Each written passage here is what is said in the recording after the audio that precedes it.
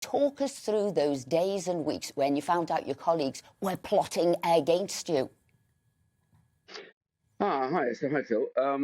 I don't think they ever stopped plotting against me or anybody else for that matter. It was like a perpetual, revolution going on. The truth is, for me, it was different. I was in the opposition, so leaders of the opposition, they get a tough time because you're out of power, and parties tend to turn in on themselves when you're out of power. We'd come out of the disastrous attack on Margaret Thatcher. John Major had gone through and fallen to the worst election defeat all time. William had bumped along for 2 or 3 years, and then I'd taken over. And the truth is, at that stage, the party was, as I used to say, the party could have a fight in an empty room. The problem with that was the empty room almost always won.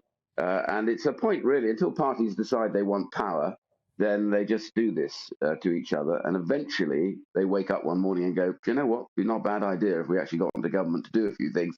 And then things start to change. So, yeah, you face it. As far as I was concerned, it had been a tough grind. There was a false story put out about me for which I was subsequently completely cleared, and my wife too. So all of that was part of the process. But I never looked back with regrets because I set up the Centre for Social Justice afterwards and carried on doing the things I wanted to do. But yeah, it can be a bit oppressive at times. I think, Ian, one of the things that people fail to recognise is that you actually got more votes in that no confidence vote than you had actually in the leadership election. You'd actually been gaining votes during that time. I think that sometimes gets overlooked. I just wondered, given your experience, how do you think the Prime Minister will be feeling at the moment with this sort of hanging over him?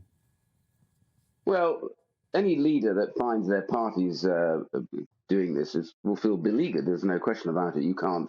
You have to try and put a brave face on it and go on, but you want to get through the particular crisis which is causing this. In this particular case, the whole issue around what happened during the lockdown. I was listening to you, Esther, earlier on about things that we shouldn't have done during lockdown, and one of the things, well, first of all, I was concerned about the nature of the lockdown, certainly after the first one, but it was this ridiculous restrictions around funerals and visiting your loved ones and dying relatives. This was ridiculous, frankly, and it's because of that we are now in this situation. Because, of course, it was very hard on people, unnecessarily hard, to stop people attending funerals and things, and that's why this problem has arisen. It's a subject of what happens when you crack down and impose things on people to such a degree that it damages their natural form of decision making and their lives, and I think that's where the problem exists.